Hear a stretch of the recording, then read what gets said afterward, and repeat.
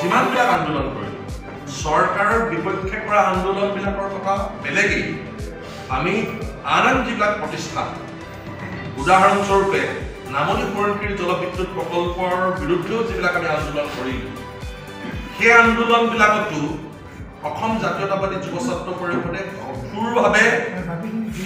একেবাৰে আমি আমাৰ স্থিতিত অটল থাকি পেলাই আমি আন্দোলন কৰিছোঁ কেতিয়াও আমি কম্প্ৰমাইজ বা তেনেধৰণৰ এক মনোবৃত্তি লৈ পেলাই আন্দোলন কৰিবলৈ যোৱা নাই আমি এটা কথা পূৰ্বেও স্পষ্টভাৱে ঘোষণা কৰিছিলোঁ আন্দোলনৰ নামত আন্দোলনৰ বিনিময়ত অসম জাতীয়তাবাদী যুৱ ছাত্ৰ পৰিষদে আজিৰ তাৰিখলৈকে কাৰো পৰা 10 টকীয়া পানীৰ বটল এটা পোৱা নাই ই চৰকাৰেই হওক কি বেচৰকাৰী প্ৰতিষ্ঠানেই হওক কোনো অনুষ্ঠান প্ৰতিষ্ঠানৰ পৰা অসম জাতীয়তাবাদী যুৱ ছাত্ৰ পৰিষদে আজিলৈকে 10 টকীয়া পানী বটল এটাও আন্দোলনৰ নামত আমি কম্প্ৰমাইজ কৰা নাই আমি কম্প্ৰমাইজ নকৰোঁ আমাৰ যিটো স্থিতি 2019 চনৰ 11 ডিচেম্বৰ তাৰিখে যি আছিল আজিও আছে আৰু পৰৱৰ্তী পৰ্যায়ত তেনে মন্তব্য কৰি আছে সেইটো আপোনালোকে তেওঁলোককে সুধিব আছো আমাৰ বন্ধু সংগঠন ভাতৃ সংগঠন আচলতে কিয় এই কথাটো হ'ব লগা হ'ল কি প্ৰসংগত তেওঁলোকেহে জানিব কিন্তু আমি সেই সময়তো সদৰ অসম ছাত্ৰ সন্থা আমাৰ সভা সমিতিবিলাকলৈ আহিছে আমাৰ যিবিলাক সমাৱেশ আহিছে আমি তেওঁলোকৰ লগত ওচৰলৈকে গৈছোঁ আমি একেলগে কৰিছোঁ কিয় তেওঁলোকে এই কথাটো কৈছে তেওঁলোকে ইয়াৰ পাছত কিন্তু সদৰ অসম ছাত্ৰ সন্থাৰ মুখ্য উপদেষ্টা সমগ্ৰ কুমাৰ ভট্টাচাৰ্য ডাঙৰে সংবাদ মাধ্যমৰ আগত জাতীয়তাবাদী যুৱ ছাত্ৰ পৰিষদৰ প্ৰতিনিধি আছে বুলি কিন্তু এইবাৰ কৈছে গতিকে নিশ্চয়কৈ এই কথা আমাক উদ্দেশ্যে আমি নাপাওঁতে হৈছোঁ থেংক ইউ আপোনালোকৰ যিটো ডি নাগৰিকত্বৰ প্ৰশ্ন আছে আগতো আছিল আজিও আছে নহয় জানো আৰু ইনাৰ লাইনৰ কথা এতিয়া দেখা গৈছে যে আপোনাৰ অন্য কেইখন ৰাজ্য মণিপুৰ হওক মিজোৰাম হওক বা নাগালেণ্ড হওক বা অৰুণাচল হওক এই 4খন ৰাজ্যৰ মানুহে বিনা দ্বিধাই আহি পেলাই আমাৰ ইয়াত মানে ড্ৰাগছৰ বেপাৰ কৰে পল্টন বজাৰত মানে মণিপুৰৰ পৰা কিন্তু আমি তালৈ গ'লে ৰাস্তাতে আমাক আগভাতে আমিতো টুৰিজিমৰ কাৰণে যাওঁ কেৱল মাত্ৰ উত্তৰ পূৰ্বাঞ্চলৰ মানুহবিলাকক বাধা দিবৰ কাৰণে বা ইয়ালৈ নাহিবৰ কাৰণে আমি ইনাৰ লাইন পাৰ্মিট বিচৰা নাই কাৰণ উত্তৰ পূৰ্বাঞ্চলৰ যিবিলাক ৰাজ্যৰ মানুহ ইয়ালৈকে আহে স্থায়ীভাৱে ইয়াত থাকিবলৈ নাহে কোনোবা হয়তো অস্থায়ীভাৱে ইয়াতে আছে সেইটো সুকীয়া কথা আৰু উত্তৰ পূৰ্বাঞ্চলৰ এইকেইখন ৰাজ্যৰ পৰা কাৰণ তেওঁলোকৰ জনসংখ্যাও তেনেই নগণ্য এইকেইখন ৰাজ্যৰ পৰা অহা মানুহে কেতিয়াও আমাক ৰাজনৈতিকভাৱে হওক অৰ্থনৈতিকভাৱে হওক সাংস্কৃতিকভাৱে হওক আমাক কেতিয়াও ক্ষতি কৰা নাই ড্ৰাগছ বা অন্যান্য যিবিলাক তেওঁলোকৰ এক্টিভিটি সেই এক্টিভিটিখিনি নিশ্চিতভাৱে চৰকাৰে কঠোৰ হাতেৰে দমন কৰিব সেইটো আমি দাবী উত্থাপন কৰিছোঁ কিন্তু তাতকৈ ডাঙৰ কথাটো হ'ল যে উত্তৰ ভাৰতৰ পৰা বা ভাৰতবৰ্ষৰ আন প্ৰদেশৰ পৰা অসমলৈকে যিমান মানুহ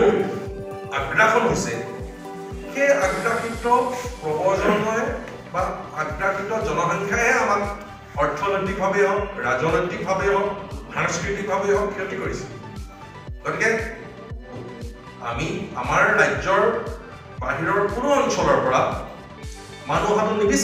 নিবিচাৰোঁ কাৰণে কৈছোঁ যে অসমত ইনাৰ লাইন পাৰ্মিট থাকে মানুহ আহিব মানুহ অহাত আমি কেতিয়াও বাধা দিব নোৱাৰোঁ কিন্তু সেই মানুহে নিগাজিকৈ ইয়াত যাতে অৰ্থনৈতিক সা সুবিধা নিগাজিকৈ যাতে ৰাজনৈতিক সা সুবিধা নিগাজিকৈ যাতে অন্যান্য সা সুবিধা সেই সা সুবিধা ল'ব নোৱাৰে এই বিষয়টো আমি ইনাৰ লাইন পাৰ্মিটৰ জৰিয়তে সেই অধিকাৰ বিচাৰিছোঁ তাৰ লগে লগে ইনাৰ লাইন পাৰ্মিট থকা ৰাজ্যবিলাকত মই কৈছোঁৱেই যে যিবিলাক ৰাজ্যত ইনাৰ লাইন পাৰ্মিটৰ ব্যৱস্থা আছে সেই ৰাজ্যবিলাকত ভূমিৰ ওপৰত অধিকাৰ আছে কাৰণ মাটিৰ ওপৰতে যদি আমাৰ অসমত অসমীয়া মানুহৰ অধিকাৰ থাকে অসম বিধানসভাতে ইয়াৰ আইন বনাব পাৰে যিহেতু মাটি অৰ্থাৎ ভূমি আমাৰ ষ্টেট লিষ্টত আছে ৰাজ্যৰ অধিকাৰত আছে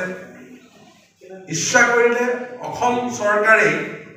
খিলঞ্জীয়া মানুহক ভূমিৰ অধিকাৰ প্ৰদান কৰিব পাৰে অসমীয়া মানুহক ভূমিৰ অধিকাৰ প্ৰদান কৰিব পাৰে যে অসমত অসমীয়া মানুহে ভূমি কিনিব পাৰিব আৰু বিকিব পাৰিব তেতিয়াই স্বাভাৱিকতে এই যে বাহিৰৰ পৰা মানুহে আগ্ৰাসন হৈছে সেই আগ্ৰাসন বন্ধ হ'ব বাহিৰৰ মানুহ আহিব ব্যৱসায় কৰিব চাকৰি কৰিব অন্যান্য বেপাৰ বাণিজ্য কৰিব সেইটো সুকীয়া কথা কিন্তু সকলোবিলাক মানুহে ইয়াতে আমাৰ মানুহে যিখিনি সা সুবিধা পাব আমাৰ মানুহৰ যিখিনি ৰাজনৈতিক অধিকাৰ তাতকৈ বেছিহে আজি তাৰিখত তেওঁলোকে ৰাজনৈতিক অধিকাৰ লাভ কৰি আছে গতিকে এখন দেশত খিলঞ্জীয়া মানুহে এখন ৰাজ্যত খিলঞ্জীয়া মানুহে যদি লাহে লাহে লাহে লাহে নিজৰ ৰাজনৈতিক অধিকাৰ হেৰুৱাই পেলায় তেনেহ'লে তাতকৈ নাইকিয়া হৈছে কাৰণ আমি ৪৮% কমি আহিলোৱে আমি সেইকাৰণে কৈছোঁ সময় থাকোঁতে যাতে আৰু মানুহ আহিব নোৱাৰে তাক ৰোধ কৰিবৰ কাৰণে এটাই উপায় ইনাৰলেণ্ড শেহতীয়াভাৱে যে মুখ্যমন্ত্ৰীজনাই কৈছে